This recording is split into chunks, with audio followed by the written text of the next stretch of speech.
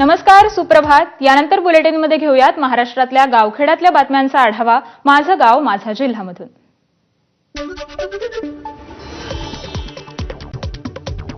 यवतमाळच्या बाभुळगावमधील पाचखेड इथं आढळली 3000 वर्षांपूर्वीची लोकवस्ती.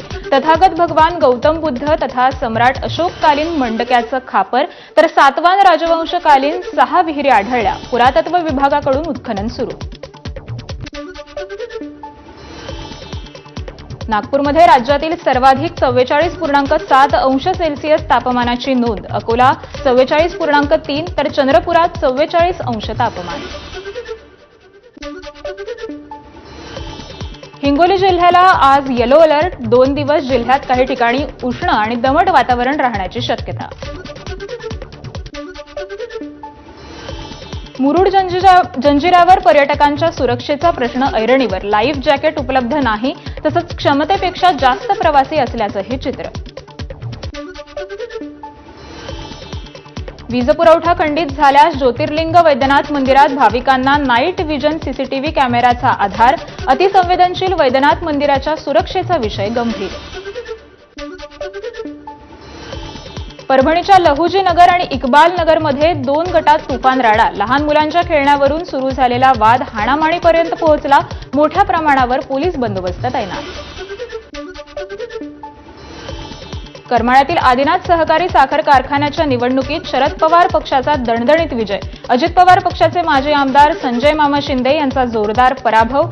गहू निवडण्याच्या मशीनमधून गुलाल उधळत शरद पवार पक्षाचा जल्लोष.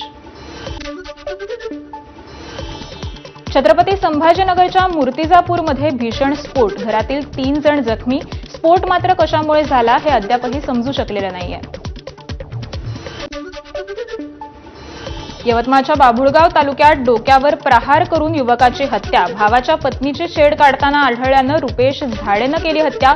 पोलिसांकडून अधिक तपास सुरू. अकोल्याच्या मूर्तिजापुरात चोर असल्याच्या संशयावरून 4 युवकांना मारहाण. या प्रकरणी 4 जणांवर मूर्तिजापूर पोलीस ठाण्यामध्ये गुन्हा दाखल. यवतमाळच्या दालमीलमध्ये 3 कामगारांच्या मृत्यूचं प्रकरण. मालकासह दोघांवर गुन्हा दाखल. जमादार अतुल चव्हाण यांनी दिली होती तक्रार. नंदुरबार जिल्ह्यातील रुग्णवाहिका भंगार अवस्थेत. भर उन्हात नागरिकांना रुग्णवाहिकांना धक्का मारण्याची वेळ. नादुरुस्त रुग्णवाहिकेच्या वापरामुळे रुग्णांना नेहमीच सहन करावा लागतोय मनस्ताप.